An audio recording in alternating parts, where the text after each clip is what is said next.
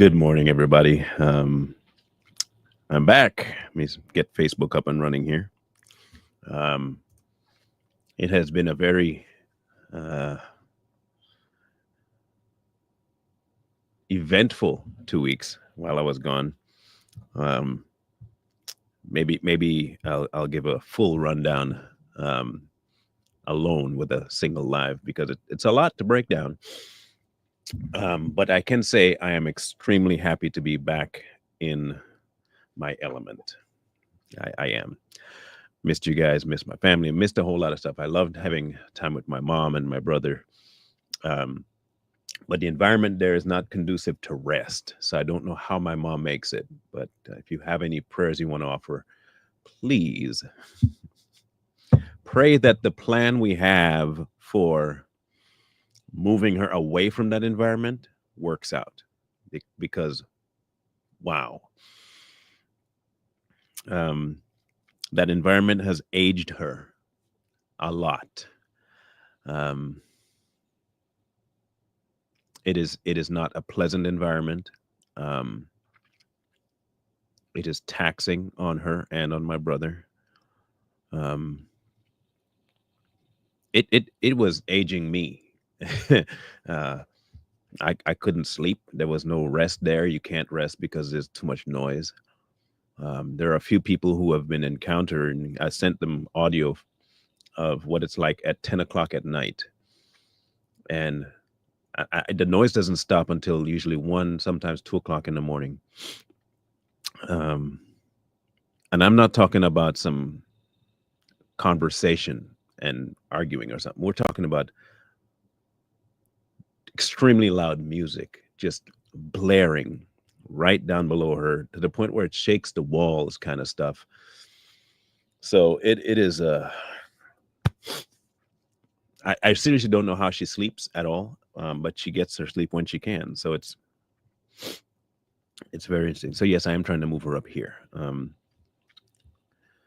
So we are in the process of trying to move ourselves so that we can have a space for her. It's just not very easy right now with how things are. So we have a plan. We just have not executed it yet, and we have no idea how to execute it yet. So it's just a providential thing at this point. So anyway, um,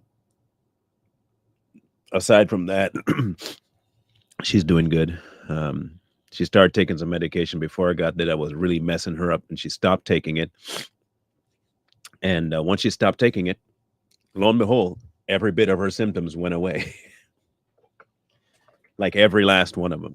Kidneys, eye, body swelling, everything went away when she stopped taking this medication. It was killing her. So I'm glad that she stopped, and I'm glad she's no longer dealing with it. So, um, all right. So I just want to make sure that y'all understand what was going on here. I'm glad to be back. I'll tell you that. Be in my own bed. Um, get back to the program. And but while I was down there were quite a few topics that got brought up to me and stuff, and I'll be talking about those within the next couple of days here. This is one of them. Tomorrow's another one, and Monday's another one. Um, yeah. So, in any case, thank you for the well wishes and for the prayers that while I was down there too. That was much appreciated. Um, now it's time to get my boots on and start running. So let's start running. Um, one of the topics that got brought up was this idea of the uh, children of promise. But I had a different it have a different view about this, and it's not that it's not biblical. That's not what I'm saying by different. Um, the aspect of this, as opposed to whether it's Muslim or Jew or Christian or anything, that's not the topic necessarily of the children of promise. The concept I have too is this idea that everybody wants to be seen as special. Everybody wants to be the thing, the chosen one, the apple of the eye, favorite child, whatever you want to call it. We all seem to want to be called that, to be seen as that. Uh, but when you look at the Bible and how things are laid out and who the chosen children of promise are, you start to see something coming out that, um, while the statement is made that they are his Abraham's offspring was going to be, um, more numerous than the sands and the stars of the sky and all that stuff, it also never said that these would be the most obedient children. So being the children of promise does not mean that the people that were promised to be, chosen and select of God are going to always follow him, which you can see quite blatantly in the children of Israel. Um, and so when we look at a statement made in Romans 4, we'll take a look at that real quick. In chapter 9, it says, does the blessedness not then come upon the circumcised only, or upon the uncircumcised also? For we that faith was accounted to Abraham for righteousness. How then was it accounted? While he was circumcised or uncircumcised?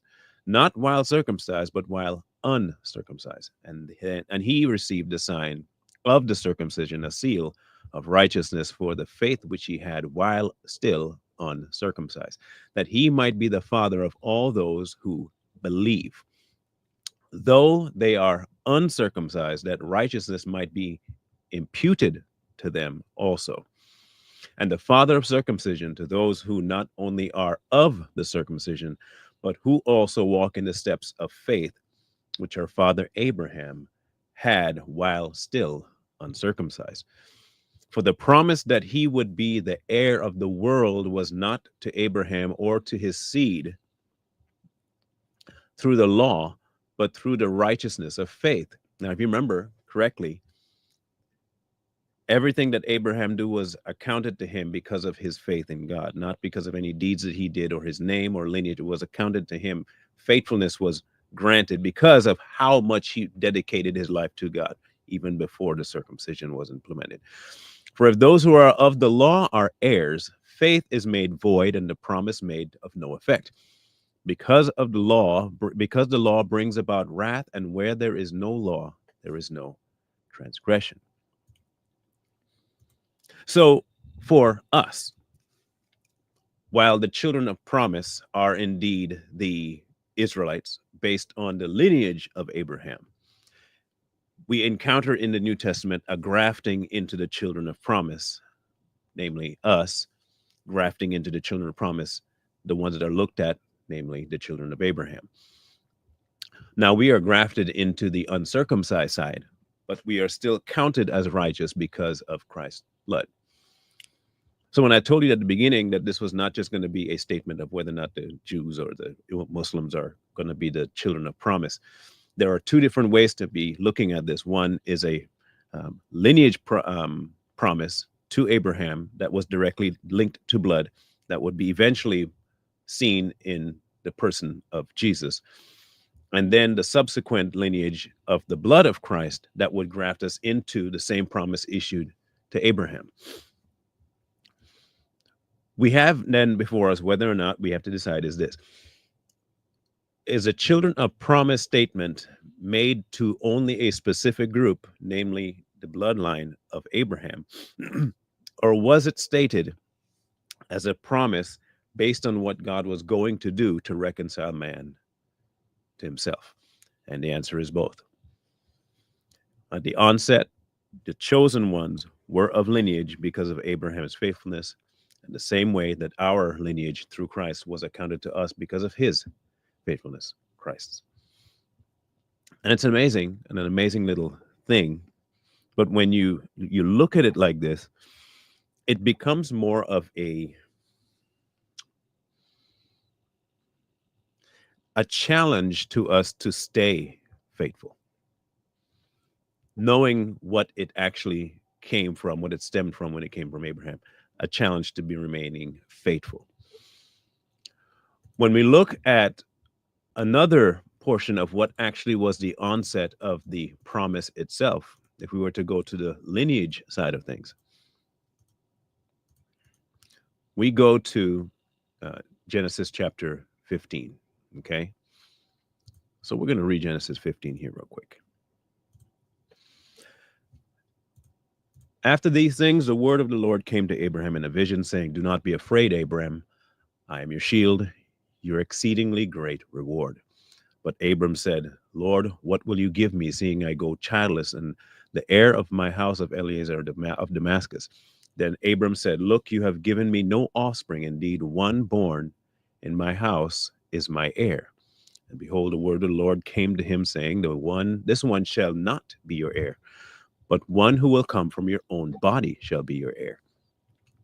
Then he brought him outside and said, "Look now toward heaven, count the stars, if you are able to number them." And he said to him, "So shall your descendants be." And he believed in the Lord, and it was accounted to him for righteousness. And he said to him, "I am the Lord who brought you out of Ur of the Chaldeans, and to give you this land to inherit it." And he said, "Lord God, how shall I know that I will inherit it?" So he said to him, "Bring me a 3-year-old heifer, and a 3-year-old female goat, and a 3-year-old ram, a turtle dove, and a young pigeon." And then he brought all these things to him and cut them in two, down the middle, and placed each piece opposite each other. But he did not cut the birds in two.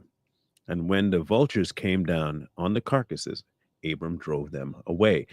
Now, when the sun was going down, a deep sleep fell upon Abram, and behold, horror and great darkness fell upon him. Then he said to Abram, "Know certainly that your descendants will be strangers in a land that is not theirs, and will serve them, and they will inflict them 400 years. And also the nation whom they serve I will judge. Afterward they shall come out with great possessions. Now as for you, you shall go to your father in peace, and you shall be buried at a good old age. But in the fourth generation they shall return here, for the iniquity of the Amorites is not yet complete." Now, when we look at this particular promise of the giving of the heirs to Abraham, we notice something very important about the sacrifices that he brought forward. Um, the sacrificing of the goat, the lamb, um, the birds, they seem to have uh, a vastly different um, approach by Abram to the sacrificing. He was told to bring the heifer, the female goat, the ram, turtle dove, and pigeon. Brought all of them, and he cut them in two down the middle, placed each opposite, but he didn't cut the birds in two. Hence, vultures came on the carcasses, and he drove them away. Now, in my estimation, it seems like he's done this, but that is exactly why the horror fell upon him. Because I think, in essence, it was showing a adherence to part, but not to full when it comes to the sacrificing. Almost like a precursor to what Israel was going to do. They followed, but not fully followed him. And that seems to be a running theme with not just Israel, but with Abram, and how he approaches a lot of the things that God has told him to do. If you're familiar with him, a lot of things were counted to Abraham for righteousness because of his faithfulness. But at the same time, there were many things that he did that were counter to promises that God himself gave him. Case in point, um, in chapter 16 of Genesis. Okay, we're going to watch that one real quick here. Now, Sarai, Abram's wife, had borne him no children, and she had an Egyptian maidservant whose name was Hagar. So Sarai said to Abram, "Now see, the Lord has restrained me from bearing children. Please go into my maid. Perhaps I shall obtain children by her." And Abram heeded the voice of Sarai. Then Sarai, Abram's wife, took Hagar, her maid, the Egyptian, and gave her to her husband Abram to be his wife. After Abram had dwelt 10 years in the land of Canaan, so he went in to Hagar, and she conceived. And when she saw that she had conceived, her mistress became despised in her eyes. One of the key points here is almost a mirrored, listen, a mirrored action by Sarai as though she were Eve. The disobedience of promise when God tells you something is going to happen, and you've decided in yourself that this is not going to be what I don't see it happening. Something is wrong. Something is wrong here. You might have said that, but that doesn't mean it's going to happen. So I need to find a way to make this happen. So what does Sarai do? She decides that this is going to be something I have to take into my own hands. Get it done. Get it done. I have no offspring. I'm going to make myself offspring. So one way or another, I'm going to get this done. The crazy part about all of it is that it doesn't seem to phase Abram or Sarai by doing this. Like it all doesn't phase them. So let's go further into 18. Okay. Let's go to 18. The Lord showed himself to Abraham by the oak tree of Mamre, and he sat at the tent door in the heat of the day. Abraham looked up, and he saw three men standing in front of him. When he saw them, he ran from the tent door to meet them. He put his face on the ground and said, My Lord, if I have found favor in your eyes, please do not pass by your servant. Let us have a little water brought to wash our feet, rest ourselves under the tree, and I will get a piece of bread so that you may eat and get strength, and that you may go on your way, since you have come to your servant. The men said, Do as you have said. So Abraham ran into the tent, and Sarah said, Hurry and get 3 pails of flour, fine flour, mix it well, and make bread. Then Abraham ran to the cattle and took a young, good calf and gave it to the servant to make it ready in a hurry. He took milk and cheese and the meat which he had already made and set it in front of them. He stood by them under the tree while they ate. Then they said to him, Where is your wife, Sarah? And he said, There in the tent. The Lord said, I will be sure to return to you at this time next year, and your wife Sarah will have a son. Sarah was listening at the tent door behind him. Now Abraham and Sarah were old. They had lived many years. The way of women had stopped for Sarah, which means she was no longer able to have children. So Sarah laughed to herself, saying, Will I have this joy after my husband and I have grown old? And the Lord said to Abraham, Why did Sarah laugh and say, How can I give birth to a child when I'm so old? Is anything too hard for the Lord? I will return to you at this time next year, and Sarah will have a son. But Sarah said, I did not laugh, because she was afraid, and he said, No, you did laugh. Now listen here. We know you laughed. You can't hide this from us. We know you laughed. Now, a lot of things transpire within that year, okay? But we're talking about all of this for one very specific purpose. And I do understand that the act of sending in Abraham to Hagar happened before his name change and before the promise of Isaac. But you have to remember what he asked the Lord. How are you going to bless me when I have no offspring, and the one I have will be the only one, will be my heir? He told him, No, that's not going to be your heir. Well, I don't have kids. Lo and behold, fast forward, he comes up, meets these men, promise him a child. Now remember, the Lord had already told Abram that, yes, you will have one. This is not news to Sarah, okay? Because when she was Sarai, this promise was given that, yeah, you will have a son of your own loin. and weaning between you and Sarai.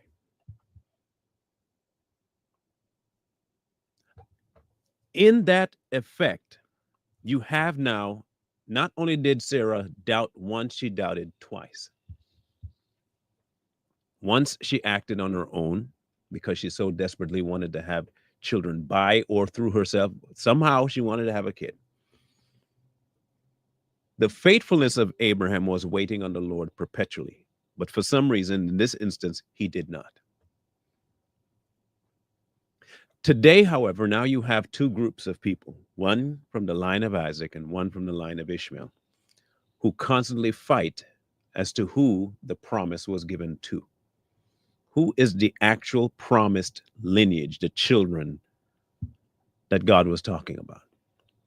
While we understand blatantly there is only one that God promised innumerable offspring to, and that was Abraham through the line that was going to come to him through Sarah, not through Hagar. Hagar and Ishmael had their own protection. But this particular promise of the lineage of Abraham was only given to the offspring that would come to him when following the promise issued to him and how it would occur.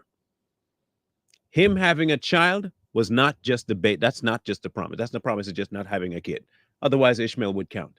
The promise was that you would have a child by your own, through your own bloodline, the way I wanted you and Sarah. The problem is when we ignore what God said to do, we set ourselves up for quite the pickle. We do. The same way that Eve and Adam, in their disobedience, acted accordingly and got the just recompense for their actions, is no different than when Sarah acted outside and decided to act the way she wanted to gain what she thought was a promised thing to her. Whether or not God issued it, she wanted this. This is what she did. The following action and the subsequent result is what we now have as an ongoing bitter feud between these two nations over who is the actual chosen one, because one showed up first. The problem is one showed up out of impatience and a lack of trust in God, and one showed up despite having a distrust in God. I want you to check this out. Sarah laughed, right? She was not confident that this would take place. I'm too old, past childbearing age. I'm going to laugh at this. This is ridiculous. She had no problem trusting herself to get the child, each child for herself outside of the way it was supposed to be. No, she had to find because this was her way. Now God told her this is how it's going to happen. There's a problem all of a sudden. I'm going to laugh at that one. But only one line yielded promise because God ordained it so. This one thing did not happen because of Abraham's faithfulness nor Sarah's faithfulness. This line happened because God made it happen. You have to remember, she's barren. Okay. She couldn't have children. Age didn't matter when she was Sarai. So she couldn't have a child. She decided to do what she had to do. No promises made there. God came and said, regardless of what you are capable of doing in your own mind and in your body, I will this to happen. Laugh all you want, but this lineage is not for you. This lineage is for me. The promise that he issued to Abraham was not for Abraham. This was for God's word to be fulfilled and his will to be done. Yes, Abraham's faithfulness facilitated a lot. But what took place was outside of Abraham's control. I hope we realize this. Him having a child was impossible. Impossible. Not only having the child, but having a child with Sarah, impossible. It was never going to happen. No amount of faithfulness was going to make Sarah unbarren or younger. The only way this was going to occur was something miraculous. Lo and behold, the miraculous happened. And from that lineage, we end up with what we have now as a grafting system for the uncircumcised and the unchosen to become so. So, what is the premise and the thought process behind this particular topic today? Putting bloodlines to the side for just a second, there is something far more important that we need to remember, that if God says something was going to happen, he will work despite us. He will. He will work despite us. Because at the end of the day, it is not about us. We're included, we're used, we're tools, we're vessels, but it ain't about us. When he wants something done, it will get done because of his own faithfulness. Everything is counted righteous to him. When he wants something to be accomplished, regardless of how good you think you are or how bad you think you are, it's going to get accomplished, especially if it is within his own will. And like I keep saying, he is faithful to himself. Above all else, he is faithful to himself. People are fickle, and they wilter and they wane and all this stuff, but Christ doesn't. And when he wants something accomplished, he will get it accomplished. People will say, well, that means there's no free will. Oh, trust me, there's free will. You still have the consequences of disobedience, mind you. That part has not gone away. Your will to decide whatever you want to do, whether to obey or not obey, has never gone away. But God accomplishing his means does not have to have you be so faithful or it doesn't happen. His will be done. The question is whether or not you will be the one that will be following his will or not. Are you going to be in his will or not? You might want to be chosen all day long. The children of Israel were chosen. Okay? They were supposed to be his particular people. And at every turn, these people turned on him. They disobeyed, they rebelled, and I mean, they went ham. Still the chosen people. So why were they chosen? Because of his own faithfulness, not because of theirs. God's choosing of the children of Israel was never going to be based on their ability to fulfill his commands or not. He uses who he has to use to fulfill his own promises to himself. He wanted to reconcile man to himself, and he was going to use whatever methods he had to use to do that.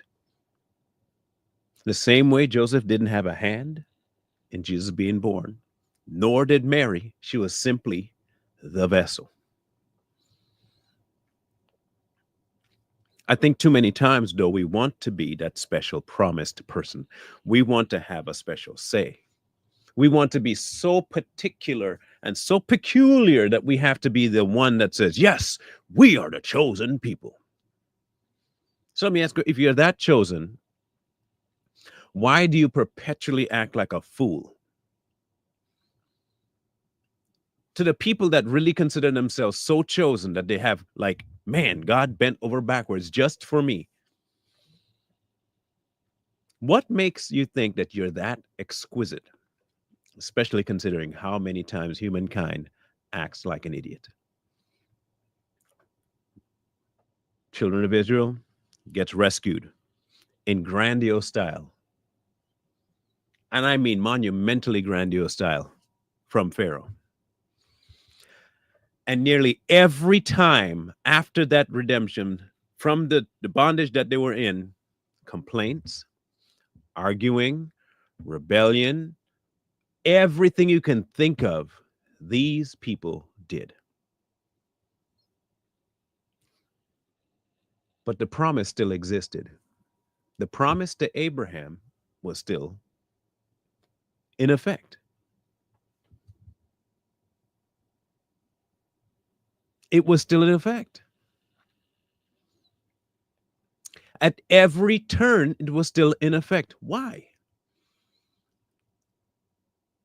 Why wouldn't he just lift his promise off of him? Why through Moses was the promise still pushed? These people were rebellious, right? You would think they were the chosen ones. Why keep blessing them? Because he's faithful to his own promise. It is not contingent on the behaviors of other people.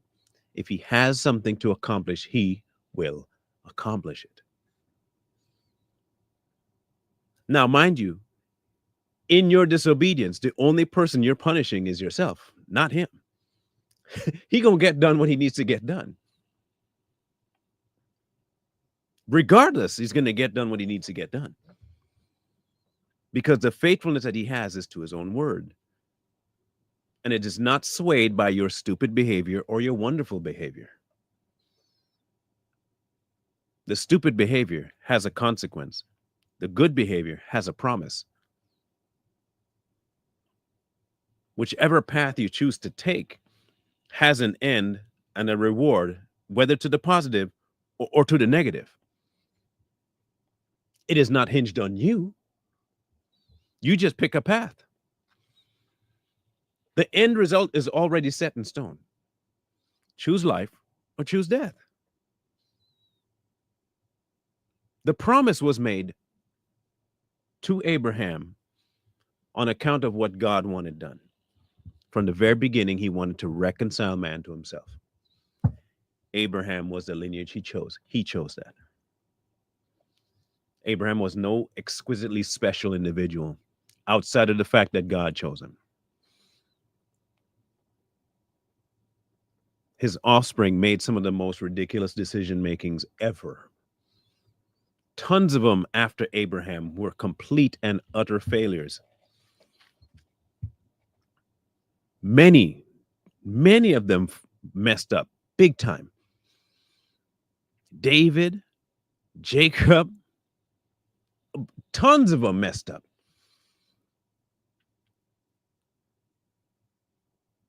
So how did we get to this promise of Christ now with all that chaos? Because the chaos only existed in the beings of man. It didn't exist in God. He has a way of working through, with, around our chaos. Trust me, he can move a lot smoother if we would just behave. if the children of Israel had just acted sanely, they would have saved themselves a lot of trouble. A lot of trouble. The same with us. We here today are grafted into that promise, and yet still we want to act a certain way as though we, our own nature, is what saved us. My goodness. It has nothing to do with that.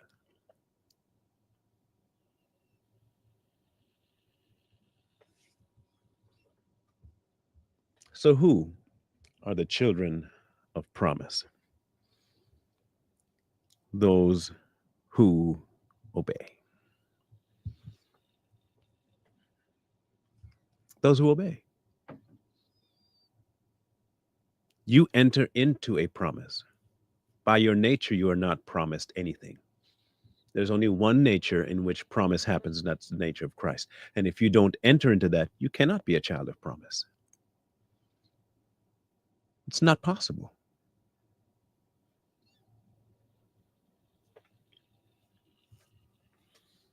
So, for all intents and purposes, we're not that special. We become special in the blood, but we're not special. Christ's love compelled him to do what he did because of himself, not because of you or me, which makes it exponentially more insane that he would do that.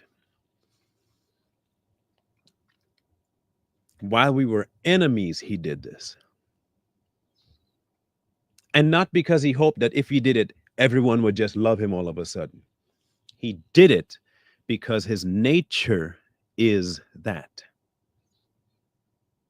It wasn't hinged on how well I can execute anything or how poorly I execute something.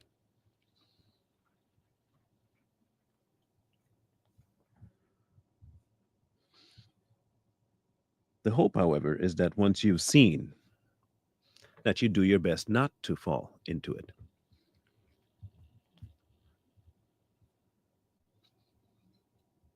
If you are indeed part of the chosen, act thusly, stay thusly, but also understand that this is not about you. You are a beneficiary of something that is about him.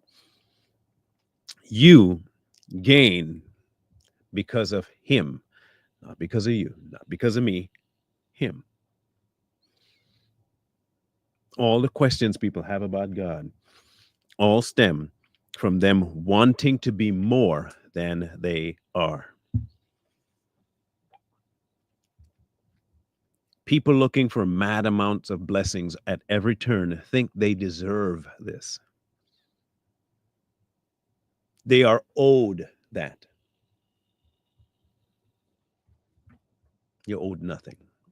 Technically, actually, you're owed one thing: death and fire. But God. But God.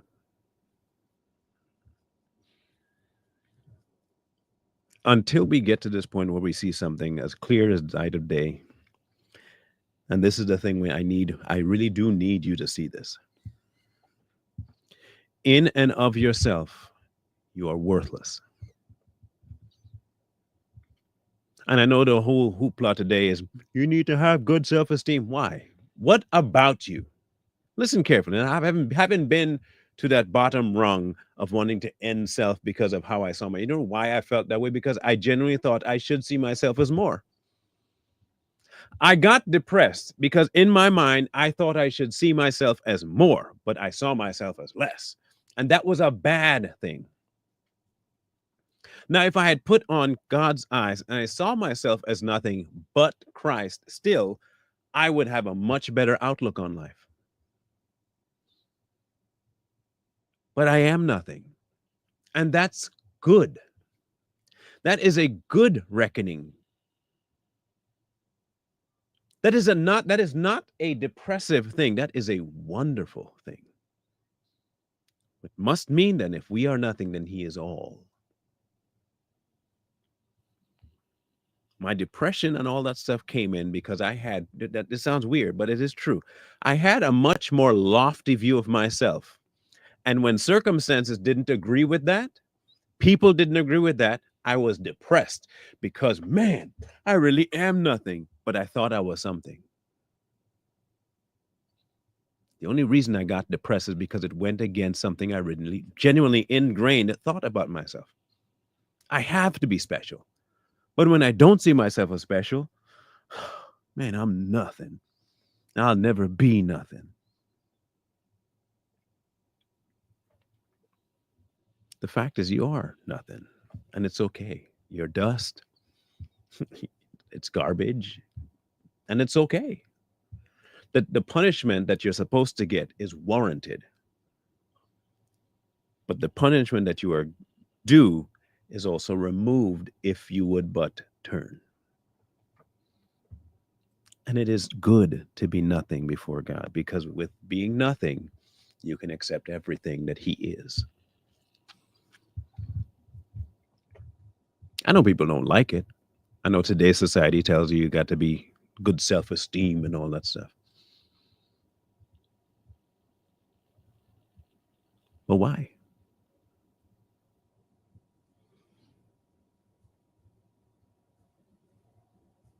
Why? What is bad about being less than Christ?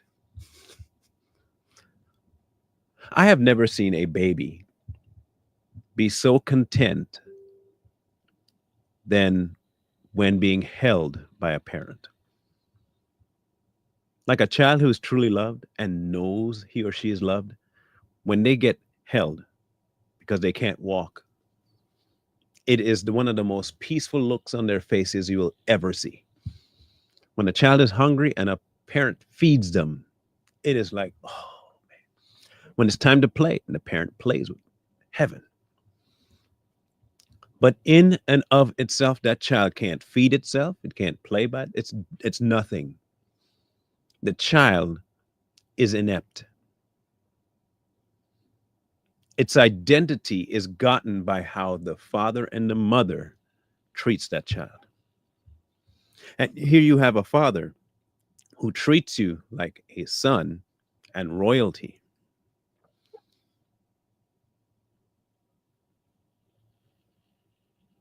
Yet we want to consider ourselves that without him. And then want him to treat us like so much royalty that he just gives us all kinds of stuff because of who we say we are. In walks health and wealth gospel telling you that you deserve this and you deserve that and you deserve, there are tons of things we deserve. None of them are good.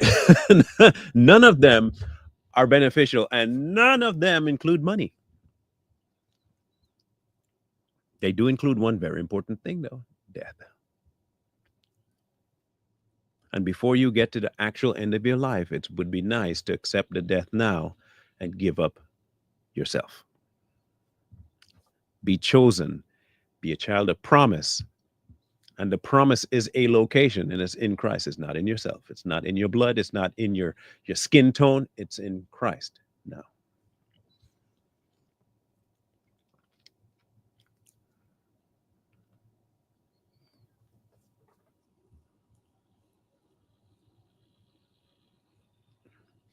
Tomorrow, we'll be talking about Barabbas. And I don't know how many of you have invested a whole lot of thought when it comes to Barabbas. But I had some time to think since I wasn't sleeping. And the concept of Barabbas came to mind. And I think now. I think many people look at Barabbas in a way that is separate from themselves. I know I've done it for a while. But there might be something else there that I'm not saying you haven't. I'm not saying anyone hasn't. I'm not saying I'm Johnny first on the spot of this, but I have a theory about Barabbas that I think will give more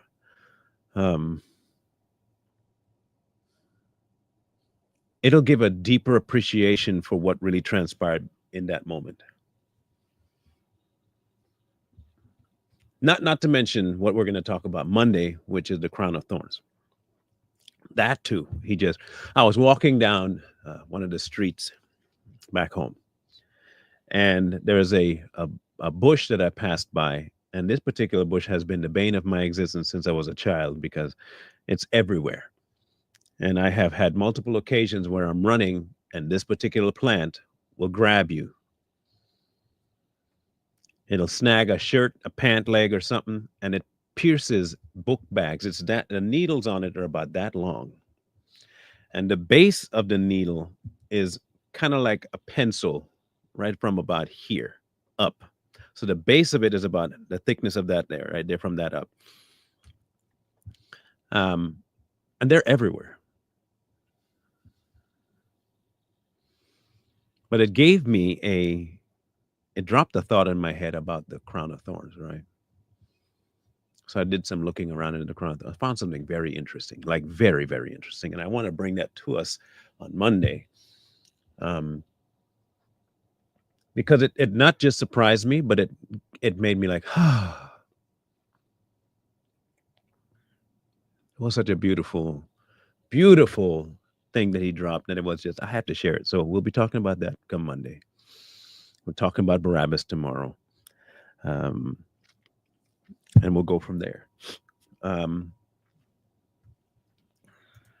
Right now, I'll be focusing more on trying to do this move for mom and all that stuff. So there might be days that I won't be live within the next couple of 3 months here. Because because I have a lot to do in very little time.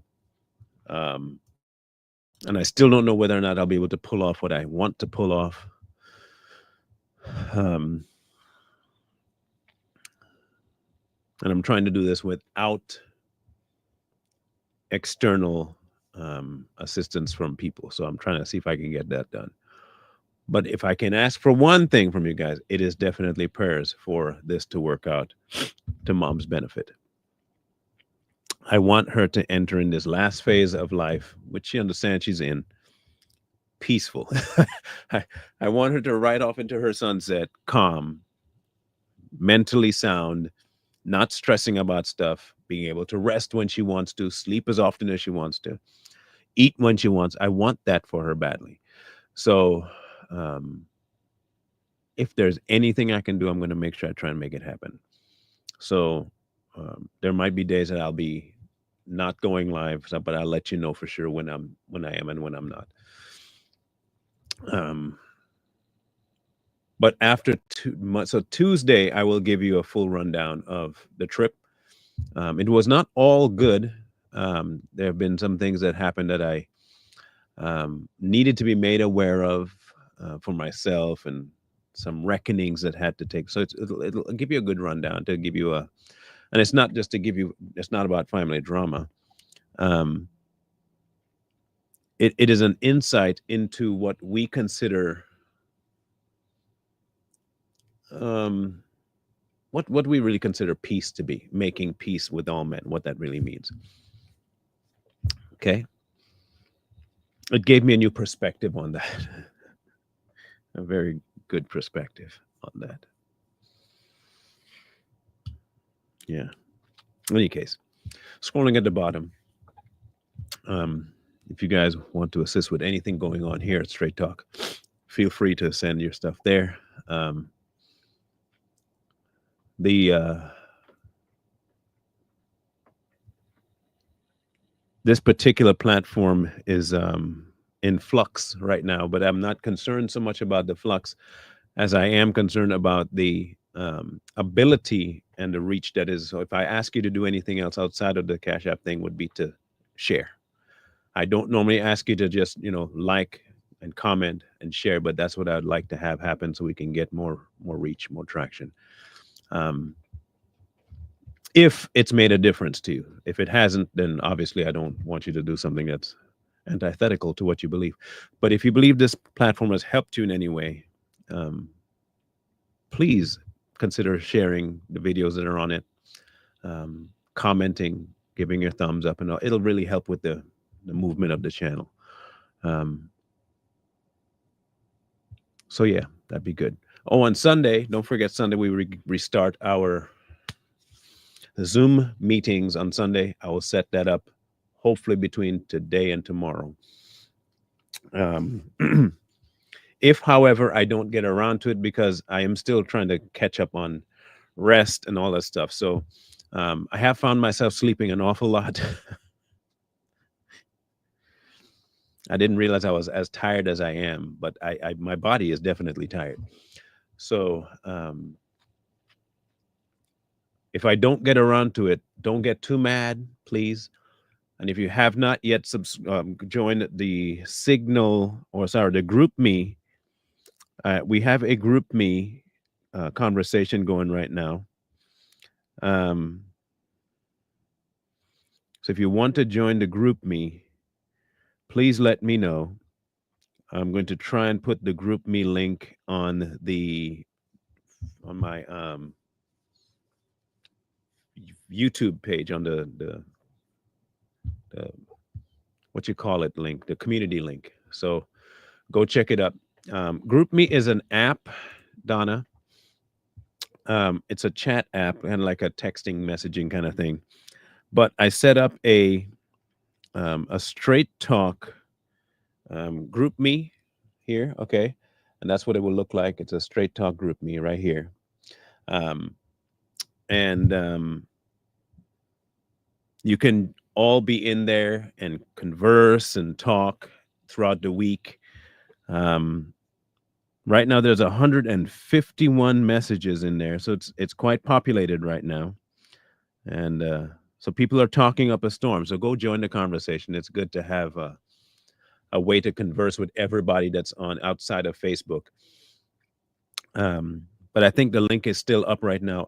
It is actually, it should be still on my, let me see here, posts. Yeah, it's up there right now. If you want to go to my YouTube page and click on posts, you'll see it is the only one right now that says you're invited to join my group Straight Talk meeting on GroupMe.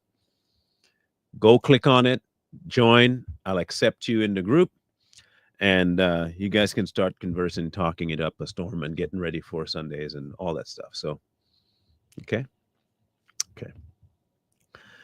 I think that's all. I think. Yeah. So again, if I manage to not set up for Sunday, please don't hold it against me. It may take me a little bit longer to get back into my rhythm of things, and my body is still adjusting. Because technically, in that 2 weeks, I probably slept on average about 3 hours a night.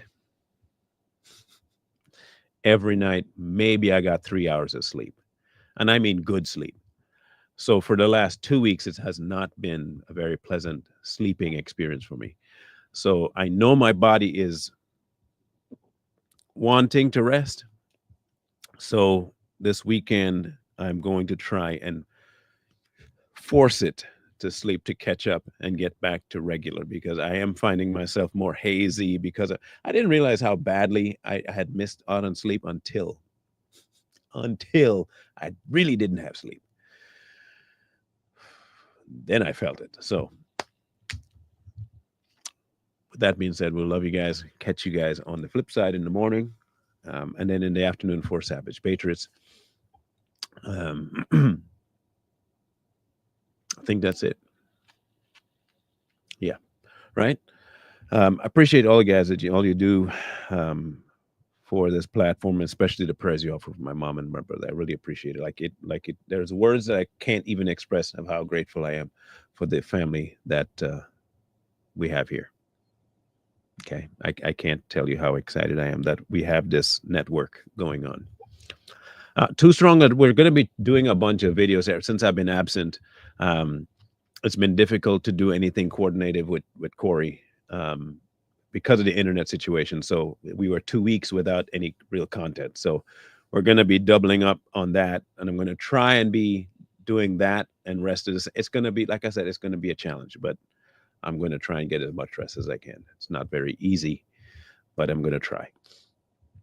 Which means I'm going to try to do my working out and go to sleep right after, and that should help some, because if you know anything about working out, it gets you to sleep a lot easier when you have some activity going on. So I'm going to try and do as much as I can to get as much rest as I can. But you know how this is. It's a work. It's a job. So I have to. Sometimes you just have to bite the bullet and do what you got to do. So that's why God made weekends. So God made weekends for that. In either case, thank you guys for tuning in. We'll catch you guys on the flip side in the morning. And remember that wisdom calls to you from the streets. So please, please, please find wisdom. Peace. Hold tight the dreams, for if dreams die, rely on yourself and no way. Believe